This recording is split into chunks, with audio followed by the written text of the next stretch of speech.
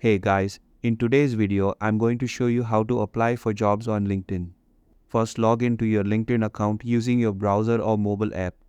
Once you're logged in, look at the top menu and click on the Jobs section. This is where LinkedIn lists thousands of job openings from companies around the world. Inside the Jobs section, you'll see a search bar at the top. If you're looking for a specific job title, company, or keyword, type it into the search bar. You can also filter jobs by location, experience level, company type, and more using the filters available. This helps narrow down the listings to match your preferences and qualifications. Once the results appear, browse through the job postings and click on any role that catches your interest.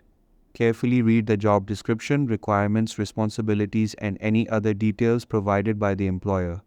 Make sure the role aligns with your skills and goals before applying. If the job listing has the Easy Apply button, you can apply directly through LinkedIn with just a few clicks. Usually, this involves uploading your resume and submitting a short form. It's a fast and convenient way to apply without having to go through an external company website.